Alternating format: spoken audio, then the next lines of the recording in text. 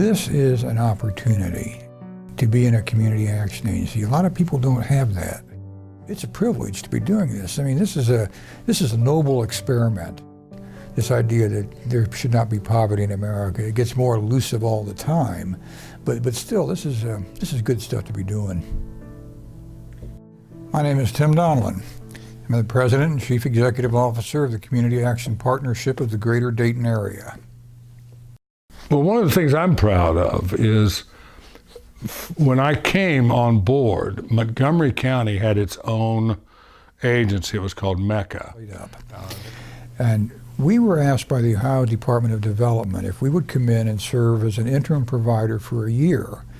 And you have to be a CSBG provider to get CSBG dollars. So Columbus wanted to make sure that those dollars kept coming to Montgomery County. And there was some concern that all the other counties except Montgomery are pretty rural, and would rural people understand what inner city poverty was like? And I think we made that transition really smoothly, and Montgomery is now a very active part of the board. A lot of people were involved in that, and I think that's really the thing that put this agency on a different trajectory, because all of a sudden we were a regional agency. We had a urban center. We had a rural focus that I hope we've never lost sight of. We had a suburban area, which is kind of Greene County. When we took over the MECA programs, we found that some of the things they were doing weren't working, so we developed some things. And of course, a lot of people have a lot of credit for that. I mean, everybody was actively involved. Community Action, this is the central office, but we have Montgomery County, Preble County, Darke County, and Greene County. Each has their own advisory board because the focus is on what the local counties need.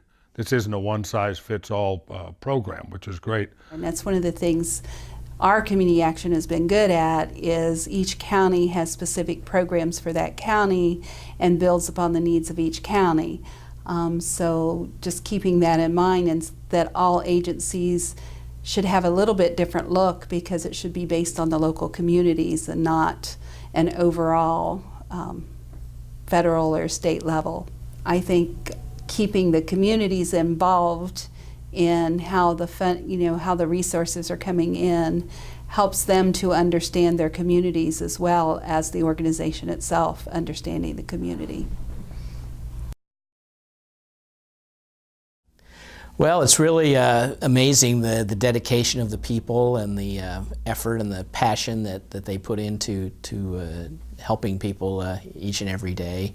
It's really inspiring to be around and to be able to do whatever part that I can do to help advance that mission. I started out as a volunteer. I volunteered for 2 years and then was hired in September of 1978.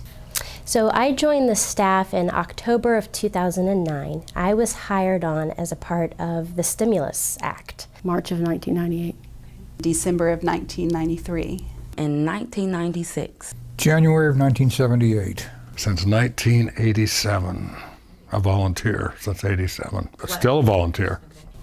So when you work at a nonprofit agency, I think that the number one thing is that you have to be willing to wear numerous hats, and just because, I'm a lawyer and that's, my degree is in that, I don't ever say, oh, well, I can't do that, or, that's not something I'm not going to do.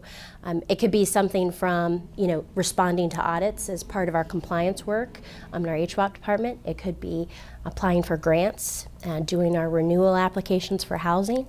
It could be something like ordering a tent for our weatherization day. So anything that really needs to get done, I'm happy to do.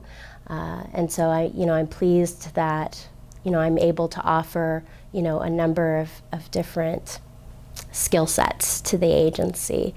Responsibilities change and add and fluctuate from here and there throughout the years, but it's been very, very rewarding to be here, and a lot of new challenges and a lot of new opportunities to grow.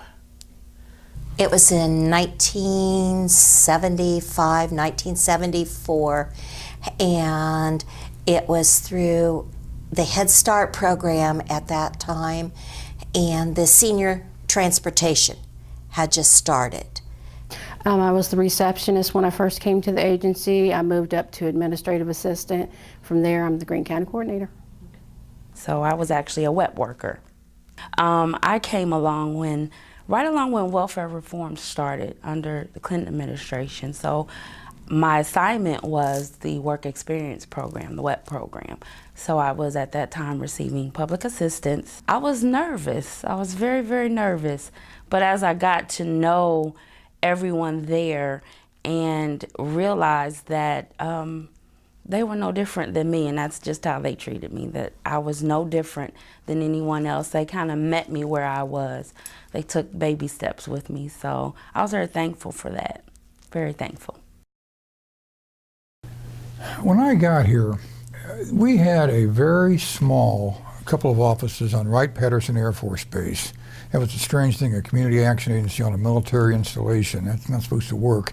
And we just we started developing programs. We moved off the base pretty quickly, you know, because people had to have access to us. They didn't need to go through an armed guard to get to us, you know. And making ourselves accessible to the community. We acquired some programs that were available. We tried to concentrate on making sure the ones that we had prospered. When you go and look back in the archives, you know, for our 50th anniversary last year, I had gone to the library, and the library had old newspaper cutouts of when the organization first started in 1964. And so you see a number of these organizations, or a number of entities that got their start through the CAP agency. And I think that's really amazing, you know, for some of these entities to look back and say, oh, well, yeah, we started Job Corps program, you know, started with CAP.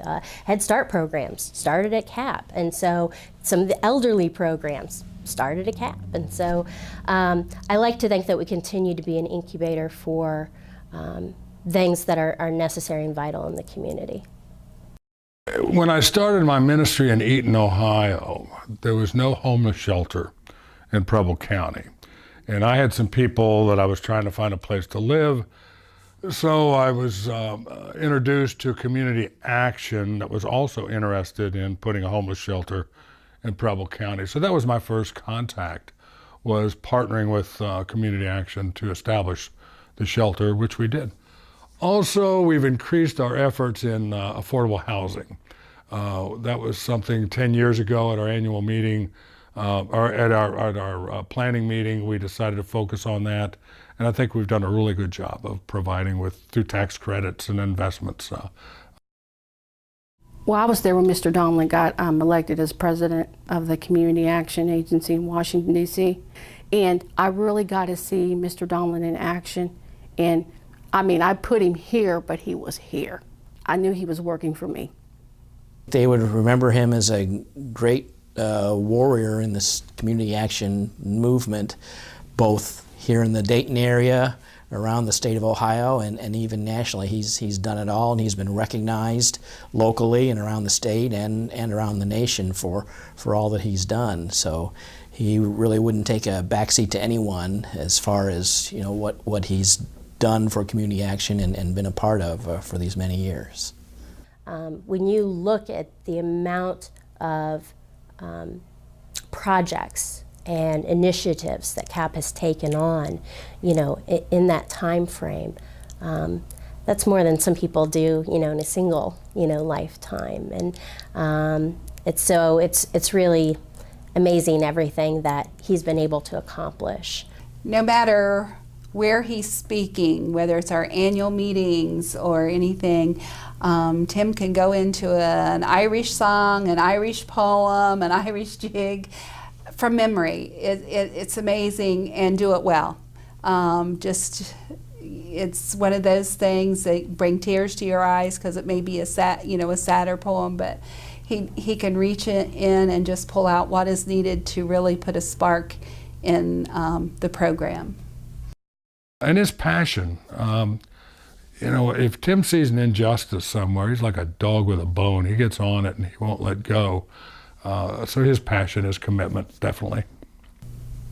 His fire. And his passion. Mm-hmm. When I first came in, it was basically dark green and Preble, so it was more suburban and rural, definitely rural. And when they brought Montgomery County in to expand and to keep everything going as strong as it was, and to keep and expand into an urban, very urban area, and to keep the passion, the fire, and to meet the needs of all those different types of communities, and to understand each and to be able to speak on different, locally, state, national. He's always done a wonderful job and passionate. I think the fact that so many employees have been here a long time reflects his leadership. He's kept good, loyal employees and affirmed them and encouraged them. In the way that he interacts with staff and people in the community. So I'll definitely take away, you know, the way that he showed his level of humanity and the depth of a person that he was to everyone that crossed his path. The thing that I try to do, you know, I think morale is a very important thing, and this can be a challenging thing emotionally, and I think there has to be an atmosphere of uplifting. One of my favorite expressions, I just love this stuff. I do that, and I tell people that. I say, don't you love this stuff? And what I mean is you don't love the human misery that you're dealing with. You love the opportunity to do something about it. And that's kind of what I think is important, you know, to have that kind of an atmosphere.